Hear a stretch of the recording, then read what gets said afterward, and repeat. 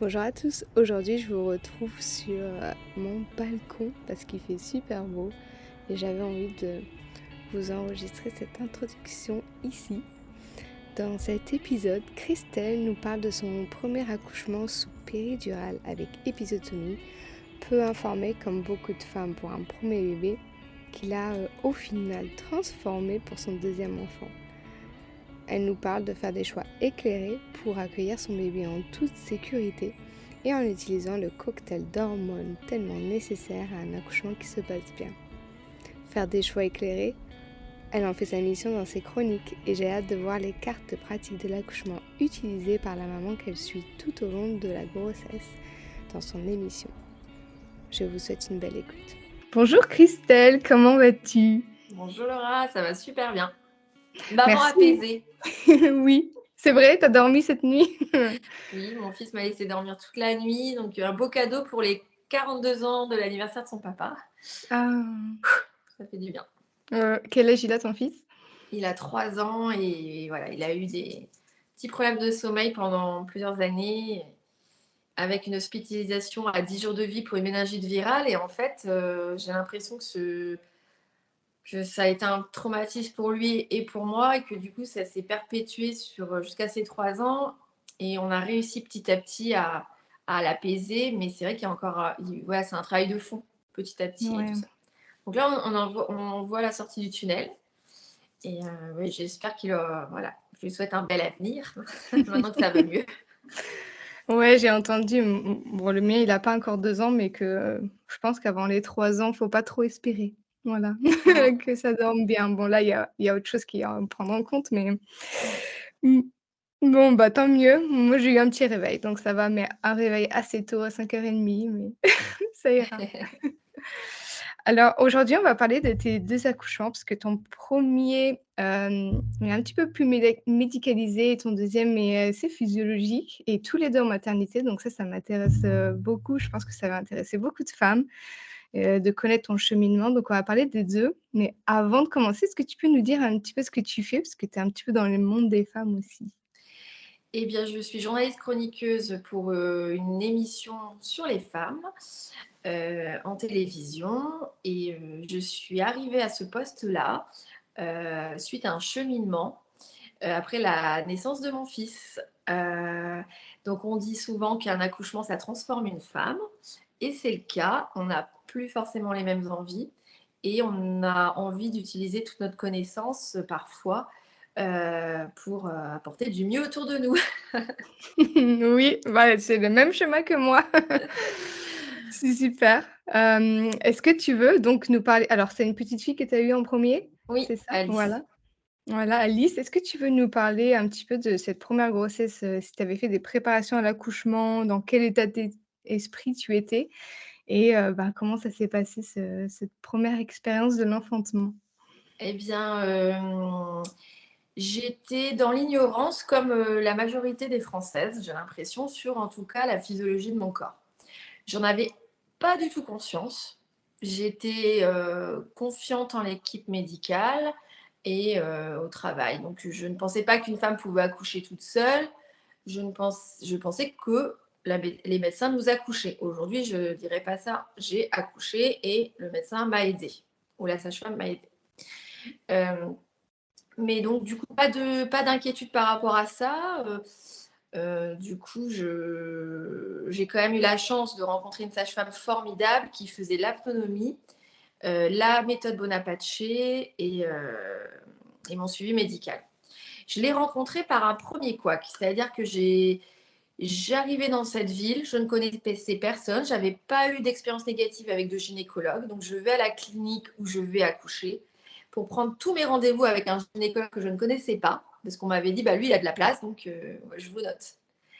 Premier rendez-vous pour la première échographie, une cata. Le gynécologue, en fait, je ne le savais pas, avait une réputation de médecin sexiste sur les réseaux sociaux.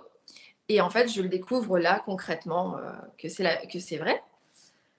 Et je sors de ce rendez-vous déboussolée. Je me dis, mais c'est pas possible, je vais pas être suivie par ce monsieur pendant 9 mois. Enfin, ça va être terrible ma grossesse. Donc, je prends rendez-vous avec une sage-femme pour un contrat vie. Et puis, je prends surtout rendez-vous avec elle parce que je découvre sur Internet l'apnonomie. Un mot euh, qui Ouais. n'a aucun sens comme ça pour une femme aujourd'hui Mhm. en 2023. Enfin, apnonomie, qu'est-ce que c'est que ce truc? Et donc, on m'avait dit que j'avais lu que c'était de la communication avec le bébé dans le ventre. Donc, ça m'intéresse, surtout que le papa est très lié aussi à ça. Donc, je me dis, ça va nous permettre de nous connecter tous les deux à notre bébé. Et je découvre dans un annuaire Word sur Internet le nom de cette sage-femme, donc dans un listing par ville, quoi. Donc, faut vraiment y aller pour trouver, hein, franchement. Donc là, je remercie mes études de journalisme et d'enquêtrice, parce que si j'avais pas ce truc-là en moi, je l'aurais pas trouvé, quoi. Mhm. Bon, j'aurais pu trouver par le bouche à oreille, parce qu'elle a une bonne réputation.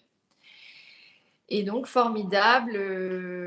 Elle est marrante avec l'autonomie. Elle nous dit des trucs comme votre enfant, votre fille, elle sera très dynamique. Vous inquiétez pas pour elle. Au bac, elle va y aller les doigts dans le nez sans avoir trop révisé. Moi, j'ai adoré. Mon mari, un peu moins. Il trouvait ça un peu bizarre qu'elle arrive à se projeter sur la personnalité de notre enfant comme ça. Elle était peut-être un peu médium aussi. Oui.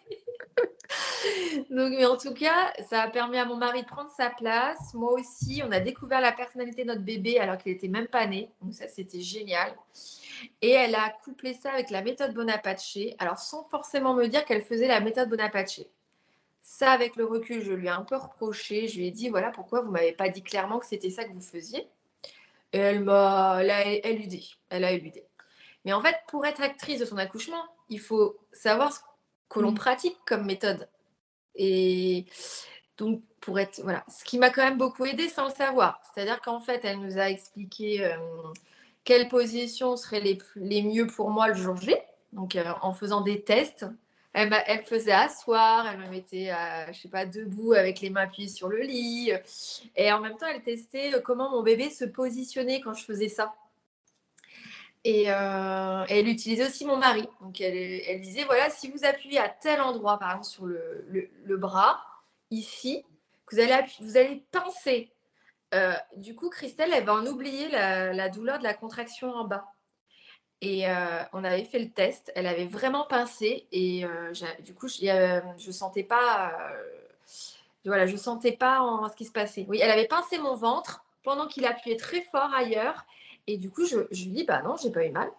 Ben voilà, elle avait réussi l'exercice. Donc, super.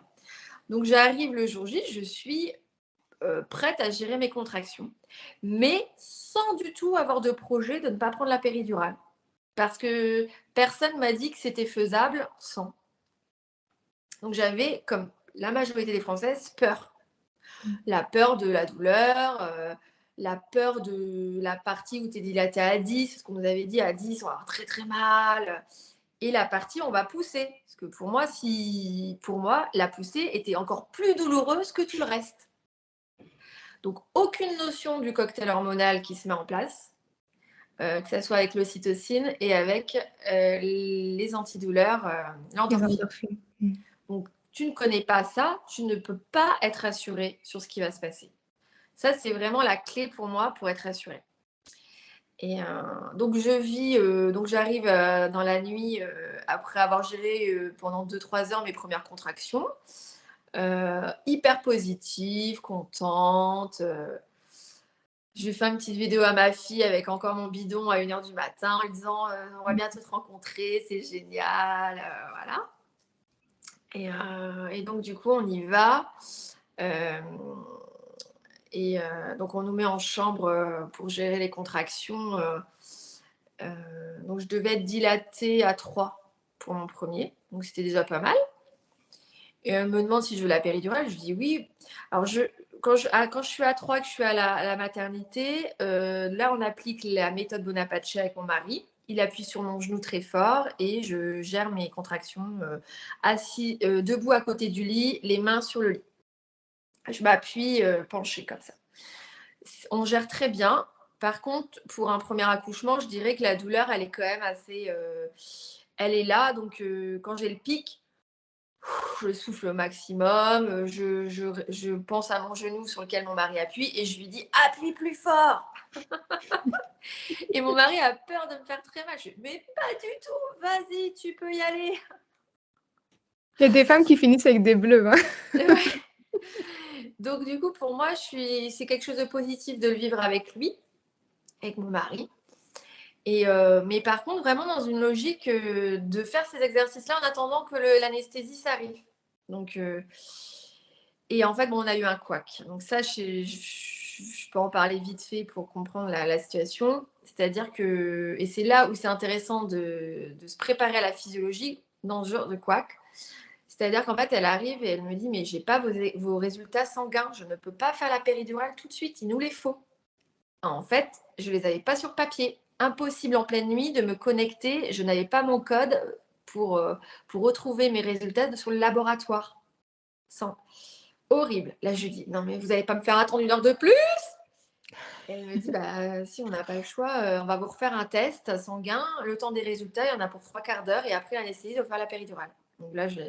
Donc grâce à l'exercice de méthode Bonaparte, on a retenu 3/4 d'heure comme ça et je l'ai vécu comme une épreuve sportive de haut niveau avec mon mari, mais je ne l'ai pas vécu comme une souffrance, quoi. On ne m'a pas arraché les dents, c'était gérable. Toutes les minutes, j'avais un pic, pendant 45 secondes, je me reposais, et puis quand le pic arrivait, appuie fort chérie, sur le genou. Donc j'ai vécu la péridurale comme quand même une bonne chose, parce que je n'étais pas préparée mentalement, puisque je ne savais pas ce qui m'attendait après. Je ne savais pas si ça serait pire, si ça serait mieux. Donc quand c'est comme ça, la péridurale, pour le coup, est un soutien. Après, le pire moment de l'accouchement, c'est quand l'anesthésiste pose la péridurale et qu'on me dit que mon mari ne peut pas rester à côté de moi. Donc la médicalisation, ok, mais pas à certaines conditions. Et donc du coup, c'est là où j'ai le plus crié. Alors ça, c'est formidable. Parce qu'en attendant qu'ils mettent la péri, j'ai dû gérer 2 contractions assises, alors que ce n'était pas du tout la position physiologique. Pas du tout. C'était pas du tout ce qui me correspondait. Et les sages-femmes, elles ne sont pas formées assez à la physiologie à l'hôpital. Tout ce qu'elle m'a proposé, c'est donnez-moi vos mains. Alors, mes mains, j'étais comme ça. Elle serrait même pas mes mains. Enfin, ça ne servait à rien. Donc, j'étais là, mais si tu veux m'aider, je sais pas, serre mes mains fort, quoi.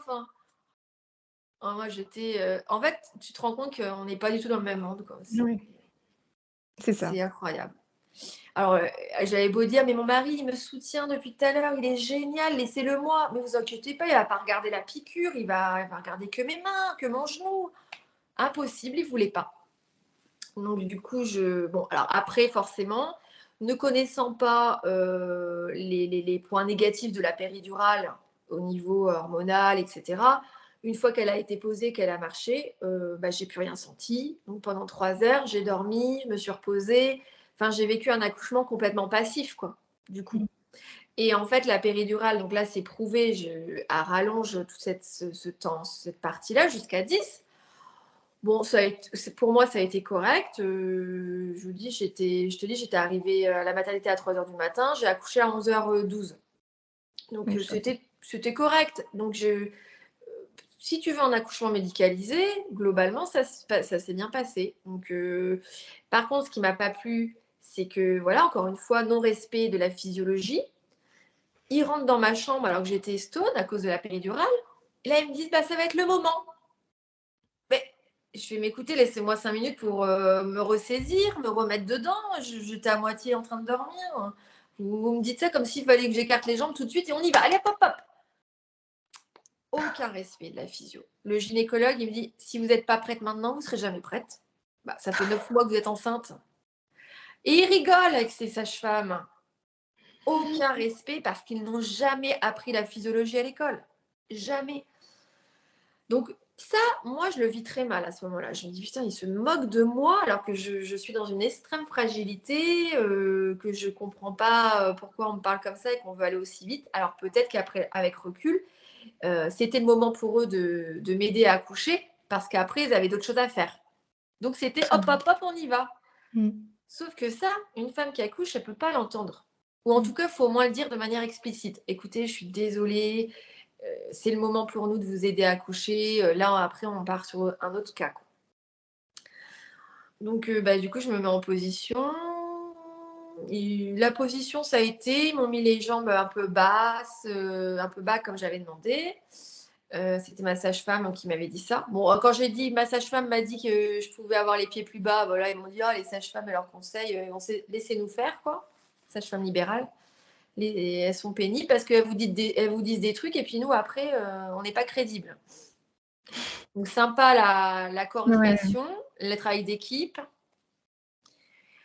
Donc après, je pousse très bien, dit le gynécologue. Donc grâce au conseil de la sage-femme, mais je ne sens rien. Oui, parce qu'entre-temps, j'avais rappuyé sur le bouton. Parce qu'au bout de 3 heures, je commençais à ressentir des contractions. Et toujours dans cet état où je ne sais pas ce que je vais vivre. Après, je pense que je vais avoir encore plus mal avec la poussée finale.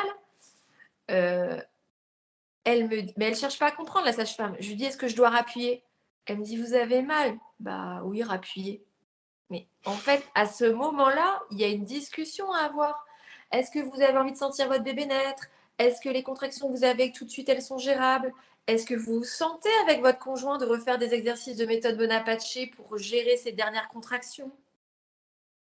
Et en fait, je pense qu'au niveau timing, ça l'a arrangé et que du coup, elle s'est dit, elle a envie d'appuyer, qu'elle appuie. Donc du coup, quand ils sont arrivés en disant c'est le moment, je chantais rien et j'étais pas dans le move. Donc j'ai quand même très bien poussé parce qu'elle m'avait vraiment bien appris, ma sage-femme libérale, à bien gonfler le ventre. Et je sais pas, je me rappelle, je serais pas capable de le refaire, mais elle m'avait bien appris, en tout cas sous péridurale, pour que ça soit efficace. Parce que du coup, je sens rien. Donc, Et puis, ça n'a pas empêché le gynécologue de dire il faudrait une petite épisiotomie, contre l'avis de la sage-femme qui était dans la pièce à côté de lui, qui lui dit on pourrait attendre 5 minutes encore. Non, il faut le faire tout de suite. Donc, aucun crédit à la sage-femme. Donc, je soupçonne une habitude prise par ce vieux gynéco depuis 30 ans de carrière de faire des épisiotomies quand c'est le premier bébé, pour éviter tout risque de déchirure et parce qu'ils ont appris ça à l'école que c'était mieux pour tout le monde. Et en plus, ça va plus vite. Donc, et ce monsieur-là, je l'ai revu par la suite et je lui ai posé cette question sur l'épisiotomie. Il m'a confirmé que lui, il pensait que c'était la meilleure chose à faire et qu'il n'était pas du tout dans le modèle de diminuer les statistiques d'épisiotomie. Donc, en fait, tant qu'ils n'ont pas des formations pour se remettre à jour, ils restent dans leur rouage. Oui. Voilà. Donc, mon bébé apparaît et là, bon, je fais « Ah !» Mais genre, des fréments.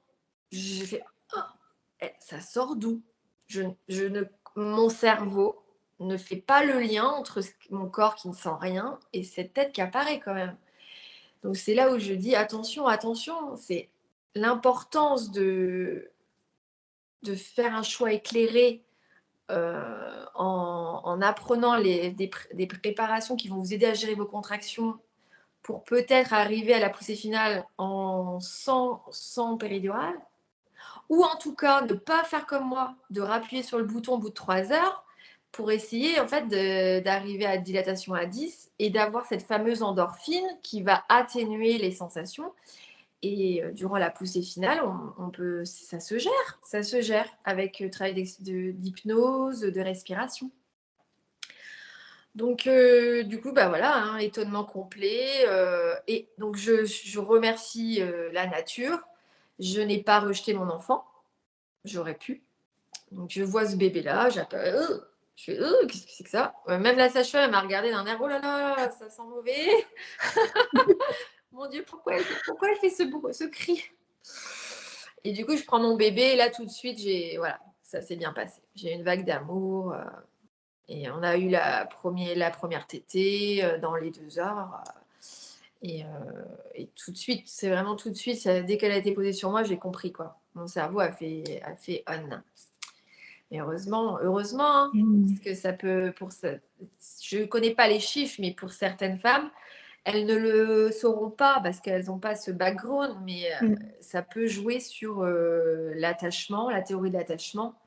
et sur ce fameux instinct maternel dont tout le monde parle, qui n'est pas inné.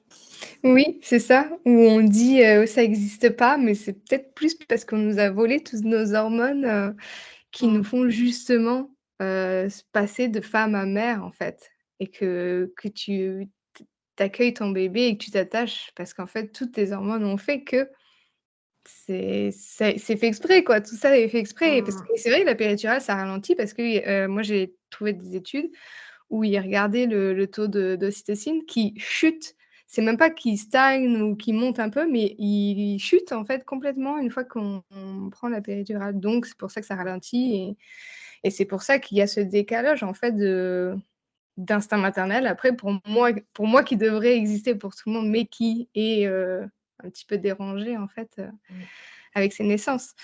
Mais comme tu dis, je pense qu'on est beaucoup à ne même pas, en fait, savoir et comme on est dans une société où c'est même pas possible, on n'est pas des animaux, donc c'est pas possible qu'on va laisser notre enfant comme tu dis, tu vois? Je l'ai pas laissé. Tu es obligé de t'occuper de ton enfant, quoi. On Oui. on est des êtres humains, tu vois? On n'est pas des animaux. Mais il y a ce décalage, je pense, où il y a des femmes qui arrivent pas à avoir Mmh. cet instinct et ça vient de là, moi, je pense. Après ça vient avec le temps, hein, mais Mmh. c'est vrai que Mais ce les pauvres, truc-là hein, de c'est début, ouais. dur à Ouais, c'est vivre ça, dur. hein. Mmh. Ça doit être très dur à vivre.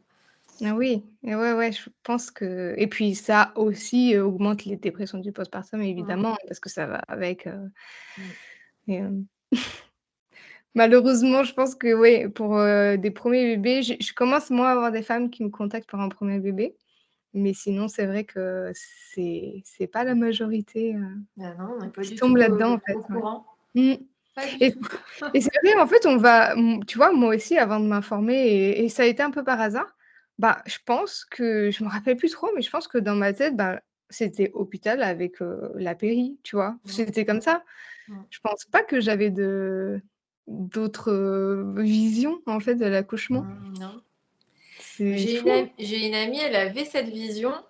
Après voilà, il faut être très, très, très bien préparé, hein. C'est pour un premier, il faut vraiment avoir cet état d'esprit, genre, lâcher prise, Mmh. aimer ça, connaître bien les étapes, avoir un cocktail hormonal qui se met bien en route, il y a beaucoup de facteurs donc il faut quand même gérer ces contractions qui vont peut-être être un peu plus douloureuses peut-être qu'au deuxième. On ne peut pas savoir, mais bon, j'ai une amie, elle a pas réussi.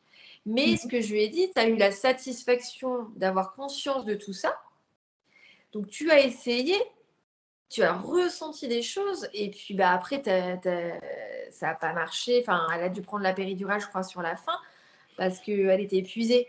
Mmh. Mais en fait, ça veut pas dire qu'elle a échoué, ça veut dire qu'il y a un truc qui a elle aurait eu une sage-femme spécialiste auprès d'elle et cette Mmh. sage-femme, elle aurait peut-être débloqué le truc qu'il fallait. Ouais. Et comme tu es à l'hôpital et que tu es pas avec des sages-femmes couturières, tu as des sages-femmes à la chaîne et ben ces sages-femmes, elles Mmh. ont pas su l'aider et c'est dommage. C'est dommage parce qu'elle avait cette volonté, et elle était éclairée. Elle avait les éléments pour.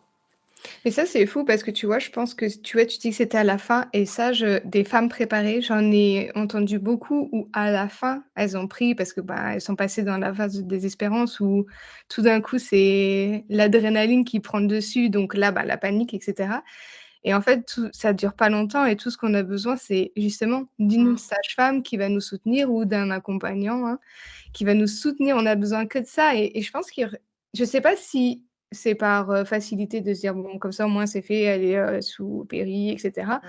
ou c'est juste qu'ils savent même pas, en fait, qu'il y a cette phase. Parce que je sais que on n'en parle pas souvent à la Mmh. préparation à la naissance et de se dire, «Ben, là, elle est en train de passer dans cette phase, je vais la soutenir. Si, dans une demi-heure, c'est encore le cas, bah, on lui donnera la péridurale, mais sinon, bah, peut-être que Mmh. dans une demi-heure, elle a son bébé». Ouais Et en fait, et on oublie cette phase et qu'il y a juste besoin de soutien, là, surtout si son projet, c'était ça. Après, bien sûr, c'est pas grave. En plus, si c'est vraiment à la fin, ça affecte pas autant que ça, mais je pense que c'est là, plutôt les sensations de sentir son bébé, naître, même si ça fait mal quand même. ouais. C'est Bah, dommage. franchement, je l'ai su. Bah voilà, après, il faut que je parle d'Arthur maintenant, pour pouvoir Oui, t'aider parce que oui, oui, il faut que tu nous racontes après cet accouchement, qu'est-ce qui a fait le déclic de te dire, et d'ailleurs tu me disais l'épisiotomie, est-ce que donc tu as entendu qu'ils étaient pas d'accord avec, mmh, la sage-femme? mmh. Donc entre guillemets, on va dire que tu étais un peu au courant, que ça arrivait quand même? Parce que c'est Et souvent j'ai pas précisé, non-consentement. Je lui ai ah dit que OK. je voulais pas. Ah en plus tu ah OK. Ah, Non, non, mais tu sais, en fait, ignorante, mais ignorante de mes droits. Et c'est pour ça que ouais, dans l'émission dans laquelle je travaille, je tiens vraiment à parler des droits des femmes enceintes. Et là, on va faire un suivi de grossesse par trimestre jusqu'à juin. Et ouais. je veux parler des droits, en fait. Petit problème technique, on passe maintenant à son deuxième enfantement. Si tu veux nous raconter, oui, le déclic que tu as eu, pour ce 2e enfant et Oui, qu'est-ce qui a alors, changé en toi?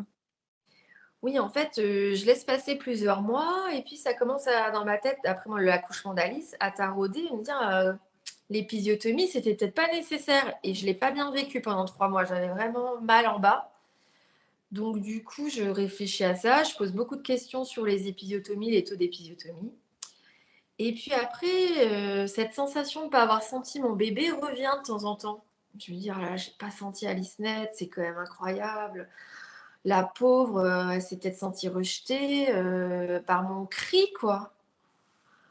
Et puis des fois, quand elle avait quelques réactions, genre,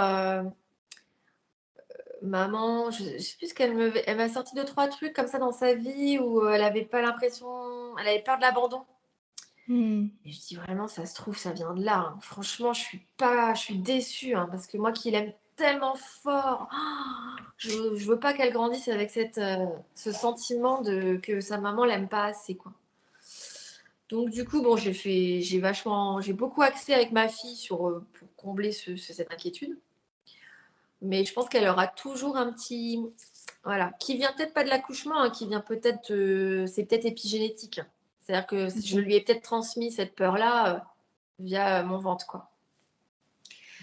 Donc, eh ben, en fait, ces deux facteurs-là m'ont fait comprendre que pour mon deuxième accouchement, je voulais encore plus être préparée pour essayer de ne pas avoir la péridurale.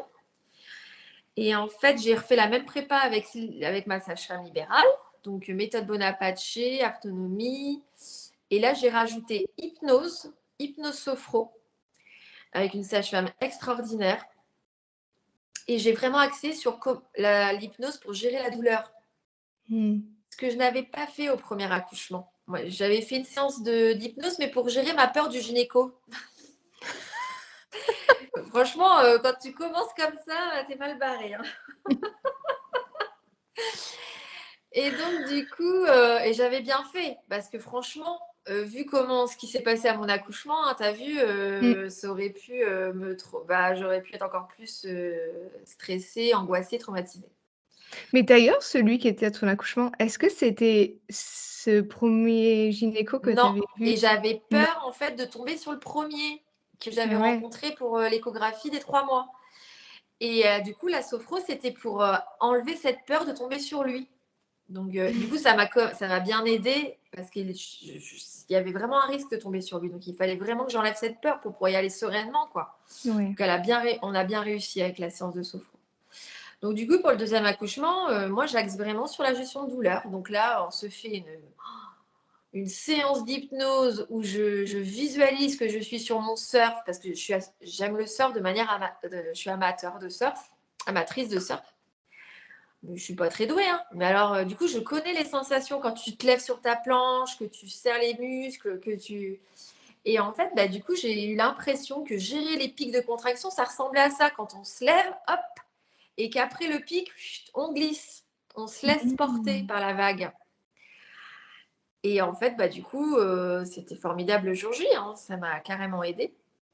Et puis la sage-femme me disait bien, faut bien relâcher les muscles du bassin quand le pic de contraction arrive. On relâche tout, hein. Et vous poussez par la visualisation, vous aidez bébé à aller vers le bas, hein. Donc en fait, visualisation plus surf, plus une superbe image. Mon mari sur la plage qui tient notre bébé, déjà né. Et moi, le but, c'est que je les atteigne. C'était formidable. Mmh. Magnifique comme image, franchement, qui est venue de moi. Donc, mais c'est grâce à la sage-femme et l'hypnose qu'on a réussi à l'imprimer dans ma tête. Et comme ça, le jour J, en fait, j'avais pas besoin de me forcer à y penser, ça venait tout seul. C'est vraiment ça le plus de l'hypnose.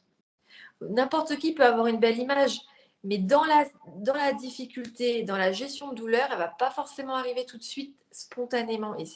Donc ça, c'est vraiment important, l'hypnose. Et donc, du coup, je suis pour l'hypnobirthing. Je trouve ça génial que tu fasses ça. Je pense que c'est la voie royale.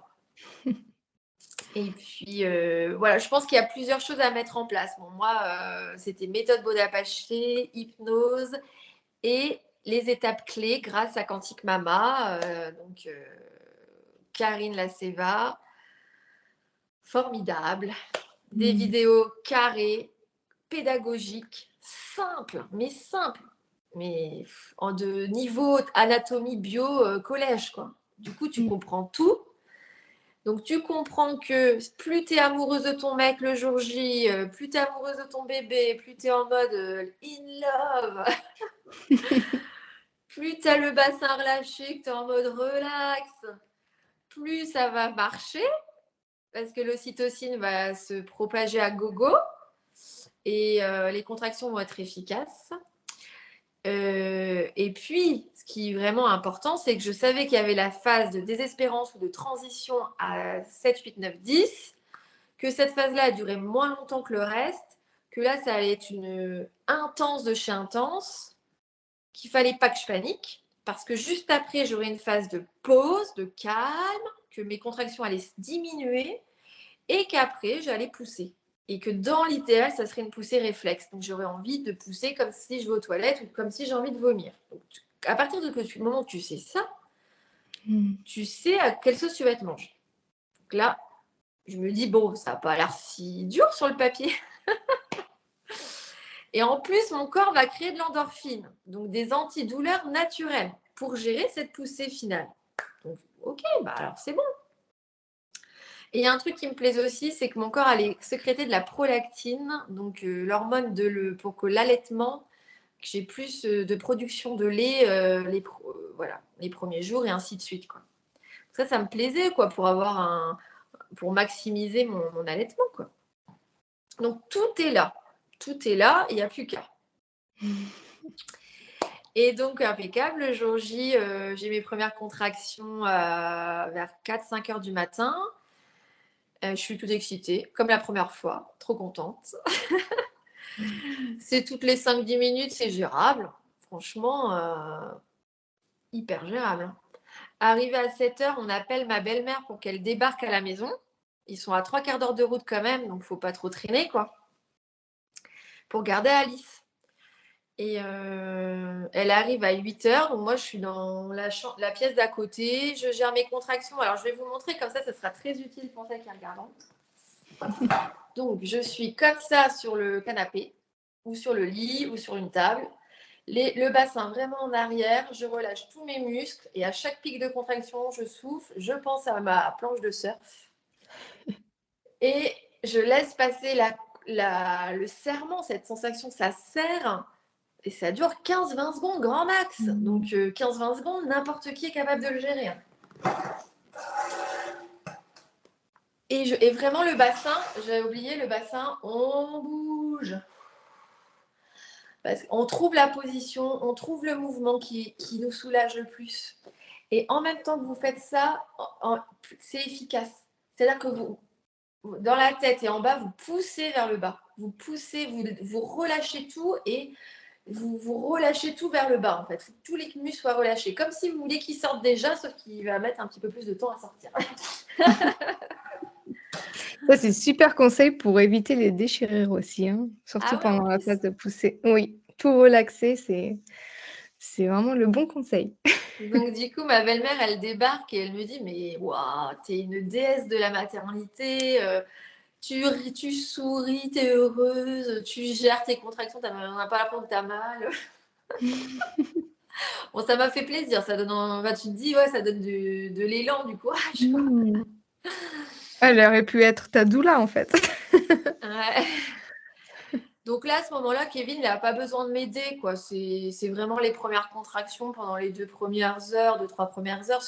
Elles sont pas dures à gérer, hein. Mmh. Après, au moment où on part à 8h30, elles commencent à vraiment se rapprocher. Donc là, je me dis quand même, dans la voiture, il y a 10 minutes, un quart d'heure de route, ça va pas être la même parce que je vais être assise, donc je vais pas pouvoir faire ce que je veux avec mon corps. Et comme il n'y a plus il y a plus que 3 minutes entre chaque, je fais oula, bon, voilà, je respire, je reste zen, et c'est que 15 minutes, ça va le faire et tout. Et en fait, c'est vrai. Là, vraiment, là, je vois que mon corps est super bien réglé, quoi. C'est impressionnant. Je ne suis plus dans un endroit de bulle, un endroit d'intimité. Donc ça, c'est très important normalement pour accoucher, mais comme on va en maternité, on cache tout. Et, C'est et bien en que tu le fait, mon saches. corps se met en pause. Heu, Impressionnant.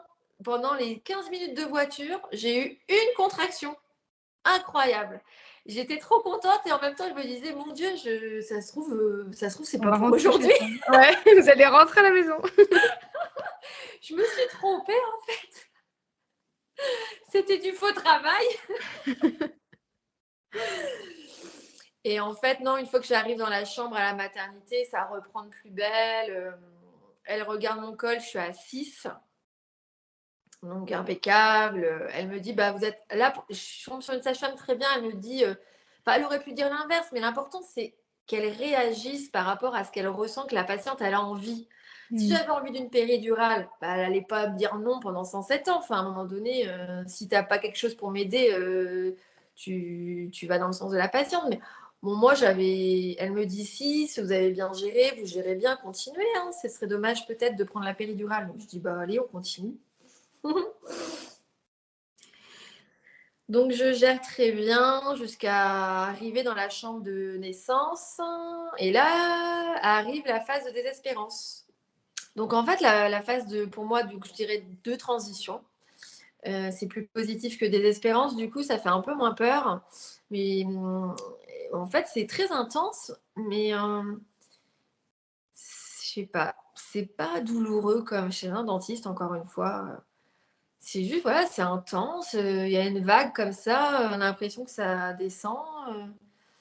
Qu'on se sent ouverte. Donc, c'est le mot parce qu'on dit là, t'es à 10. Voilà, là, le bébé, la tête, elle est prête à sortir, hein. Il manque pas grand-chose.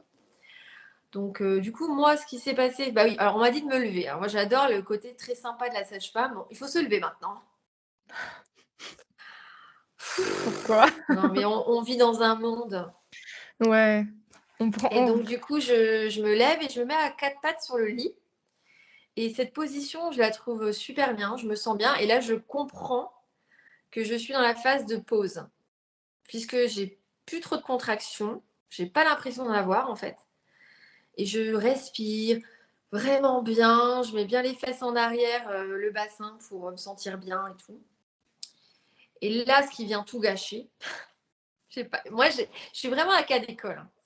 Franchement, ça va servir à beaucoup de monde. Ce qui vient tout gâcher, c'est j'entends derrière moi, elle est contre le mur avec une puéricultrice peut-être, et la sage-femme qui lui dit, oh, j'ai jamais fait d'accouchement à 4 pattes. Ça serait une première, hein. Et là, je flippe, mais je flippe. Je me dis, mince, je ne sais pas faire d'accouchement sans péridurale. Comment je vais faire? Et donc, du coup, j'ai un moment vraiment de gros stress, adrénaline qui grimpe. Et là, du coup, je me retourne parce que j'ai peur. Je me retourne et je lui dis, écoutez, je suis prête, je veux avoir mon bébé, je veux pousser, mettez-moi en position, puisque position que vous connaissez. Et puis je lui dis, par contre, vous mettez les pieds assez bas dans l'étrier, quoi. Je veux pas être les 4 pattes en l'air à pousser horizontalement. Je veux être un petit peu vers le bas, quoi. Ah, encore une idée de votre sage-femme libérale. Et donc, du coup, elle me dispute et je m'énerve un peu aussi. Donc, je suis dans un moment où je devrais être dans la confiance, dans l'amour, dans l'intimité, et on se retrouve à se disputer, enfin, ce qui est incroyable. Et donc là, du coup, je lâche l'affaire et je lui dis, bon, bah, faites comme vous voulez, moi j'ai envie de voir mon bébé, quoi. Et donc, du coup, elle me positionne et je me rends compte qu'elle me positionne exactement comme je voulais. Je fais, bah, c'est ça que je voulais. Ah, bah, j'avais pas compris parce qu'en fait, entre accroupi et assis, ça veut pas dire la même chose. Il y en a un où on peut pas faire, l'autre on peut faire. Au secours. Hein. Et la sage-femme a 15 ans de carrière derrière elle. C'est gravissime. J'ai appris après qu'elle avait fait un burn-out 1 an avant que j'accouche. Donc tout est lié.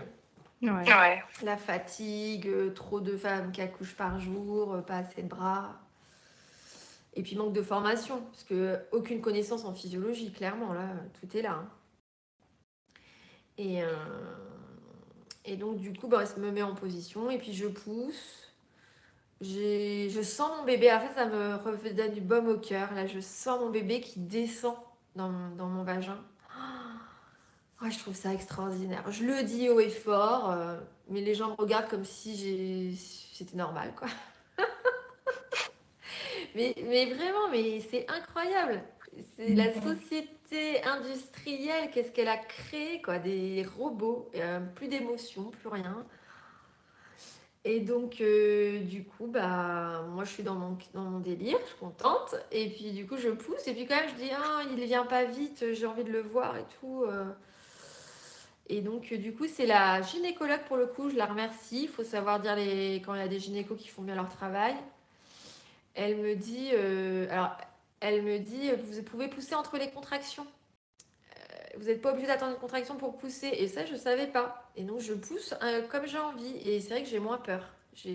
La contraction n'est pas très douloureuse en soi, mais j'ai toujours peur d'avoir mal quand même. Je me dis, ça se trouve, la prochaine, je vais avoir mal. Donc, du coup, quand la contraction arrive, je ne pousse pas comme il faut.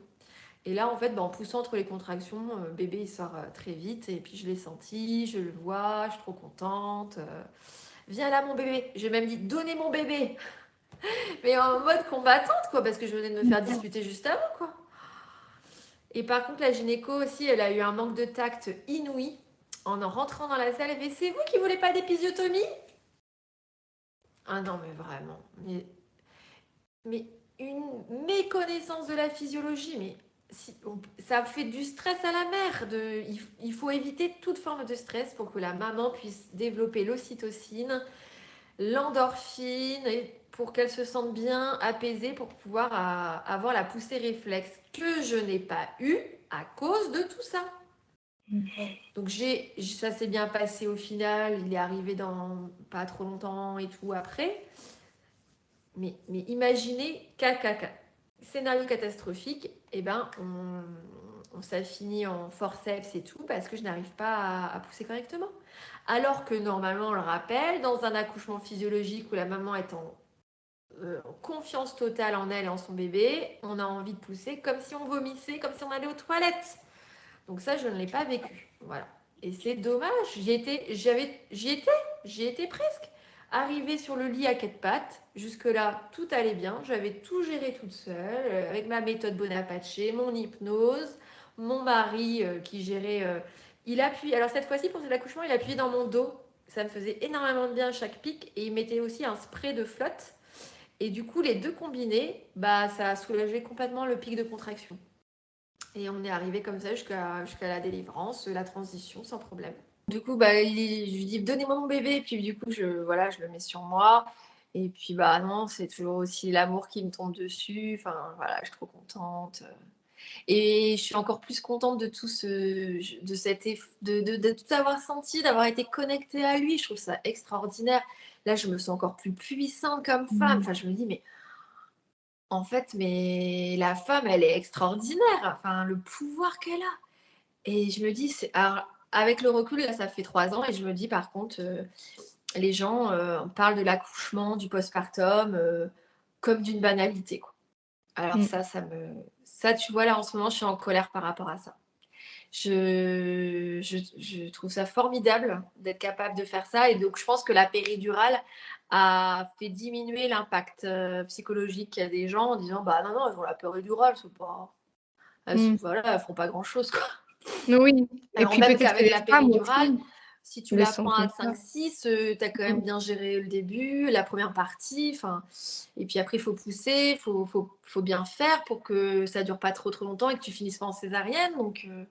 Et je tiens à dire que les femmes qui accouchent en césarienne accouchent et que ça me rend triste quand j'entends des femmes qui sont dans le déni et qui disent j'ai pas accouché. Je dis pardon, bah j'ai eu des césariennes. Ok, bah si tu as accouché.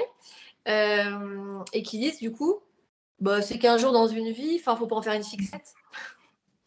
C'est tout le début d'une autre vie, c'est tellement Ouais. important. Et du coup, bah, en fait, elles sont passées à côté, mais Mmh. pas complètement à cause de leur. C'est pas de leur faute, c'est Mmh. qu'elles n'avaient pas les informations et Mmh. que globalement, on essaie vraiment de pas les donner, quoi, parce que ça arrange vraiment le corps médical d'avoir des accouchements médicalisés, gérés.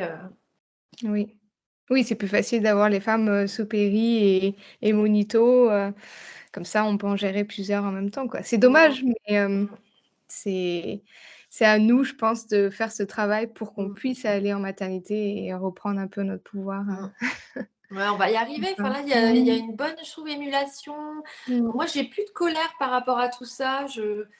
Ça, vraiment, je suis vraiment apaisée. Je me dis, bah, en fait, on a le pouvoir d'en parler. On a les statistiques, on a les études, on a les preuves.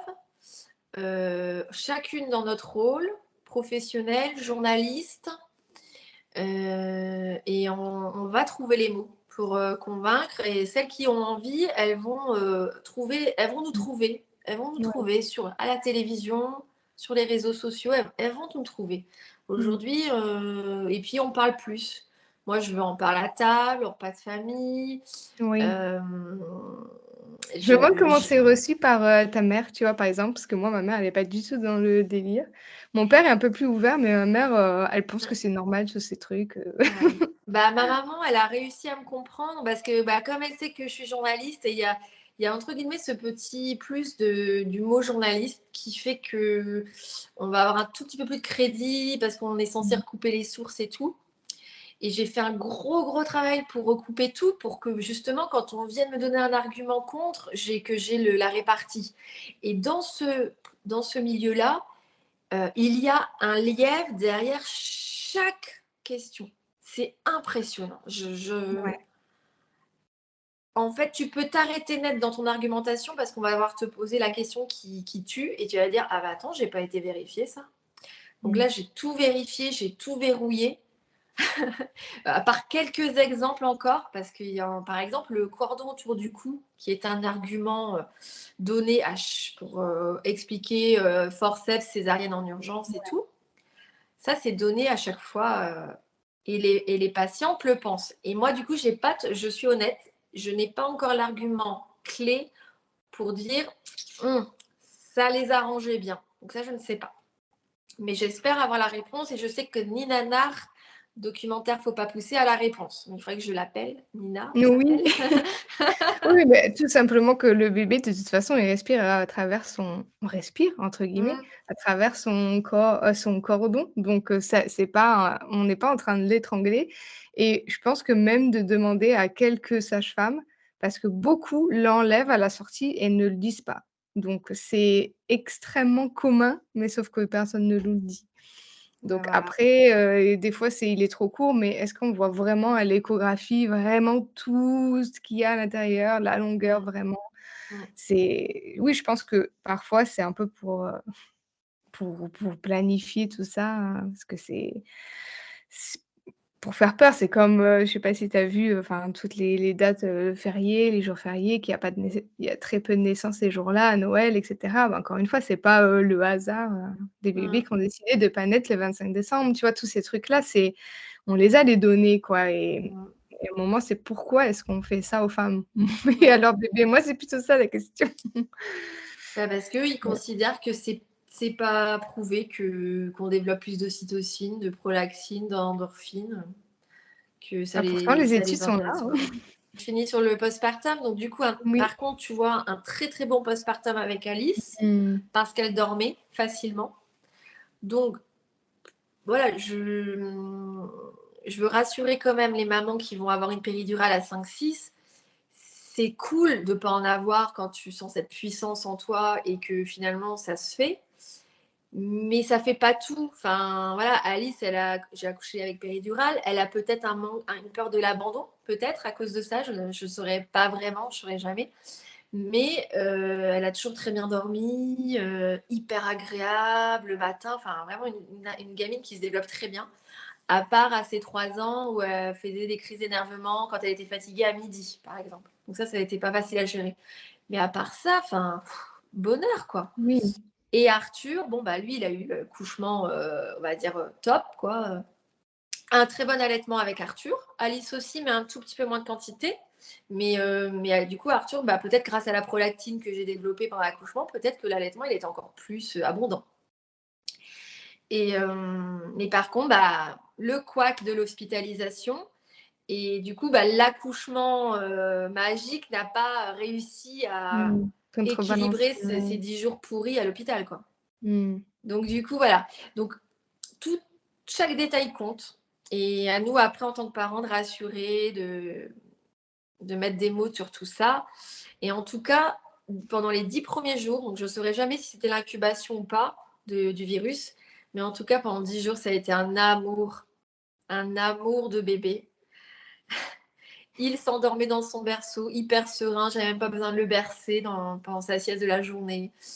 Il buvait bien, il était calme, il était agréable. Enfin, et moi, du coup, j'ai cette utopie de croire que grâce à cet accouchement magique, bah, j'ai eu un bébé calme, serein, tout le temps qu'il n'a pas finalement été hospitalisé. Et puis l'hospitalisation a mis un coup d'arrêt. Mais ça, j'ai déjà entendu des naissances respectées où au final, si elles ont déjà eu des enfants, elles peuvent comparer. Elles trouvent que leurs enfants, ils sont plus apaisés, plus calmes au final.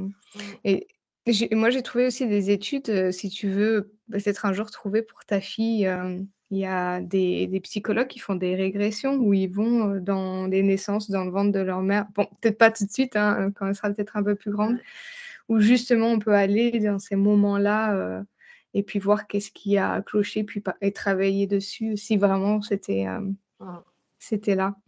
Ouais, complètement. Hein, je suis pour. Et après, je suis contre au niveau postpartum, tout ce qui est accompagnement, conseillère en lactation, IBCLC, ostéopathie, hypnose humaniste. J'ai fait une séance avec mon fils qui n'avait pas 3 ans, j'ai trouvé ça top. Réflexologie plantaire, kinésithérapie, tout ça, rien n'est remboursé. C'est un scandale, ça je le dis vraiment, c'est un scandale. Ça veut dire que vous ne vous intéressez pas au bien-être des familles, des mères et de leurs enfants, de leurs bébés en France en 2023. C'est très important les 1000 jours, ça a été prouvé. Il y a un super documentaire sur France Télévisions avec le Boris Cyrulnik, neuropsychiatre. Il faut que la sécurité sociale rembourse une partie de tous ces soins pour qu'on puisse faire des soins réguliers, pas faire un soin quand on est dans la mélasse. Il faut vraiment pouvoir en faire régulièrement. On évite d'y aller parce que ça va nous coûter 50 €, 80 €. On y va seulement quand on est vraiment dans la mouise. Il faut pouvoir y aller régulièrement. C'est pas magique un rendez-vous, il faut en avoir plusieurs. Donc, il y a des mutuelles qui remboursent. Alors, on nous dit toujours, il y a des mutuelles remboursent. Non, pas toutes et pas tout le temps. Ah oui, l'ostéo, certaines mutuelles, c'est quoi? C'est 2 fois par an, un truc comme ça, donc Voilà. Pensez au bien-être des familles et vous aurez une meilleure société Ah avec oui, des non, mais adultes heureux. oui, mais est-ce que la société veut ça? C'est ça ma question. Parce que oui, déjà, si on respectait les naissances, je pense qu'on aurait une société totalement différente. Ouais. Mais est-ce que ceux qui dirigent tout ça ont envie, d'une société comme ça, de femmes qui ont confiance, qui sont puissantes? Je sais pas. Non, je sais. Ouais, voilà. Tout le monde sera plus heureux, même les hommes, même les pères. Ouais, ils Chacun auront trouvera une place un peu plus active dans tout ça. Oui, c'est sûr parce que, ben, si tu vis mal ton accouchement, dépression postpartum et cetera, c'est pas que toi qui es affecté, c'est ton bébé qui vient de naître, c'est tes autres enfants si tu en as, c'est ton mari, c'est toute ta famille. Tout à fait. Bah, merci beaucoup. Bah, merci à toi Christelle de nous avoir raconté tout ça et de nous avoir, ajouté aussi plein de petites, richesses ici et là et bah, je te souhaite, une super journée demain. Mmh. J'espère que tout va bien se passer Ouais, moi et aussi. Bon après-midi. merci toi aussi. Un grand merci Christelle pour ton témoignage. C'est tellement intéressant de voir la recherche que tu as pu faire pour toi-même, mais aussi pour son travail. Alors merci à toi d'éclairer les futurs parents. Retrouvez les cartes pratiques de l'accouchement en description. Il y aura une offre Early Bird disponible si vous êtes inscrite à la liste d'attente. La semaine prochaine, je vous retrouve pour un épisode solo. Et n'oubliez pas de vous abonner, on est super nombreuses par ici, alors n'hésitez pas à laisser un avis, un commentaire sur votre plateforme d'écoute favorite ou sur YouTube. À bientôt!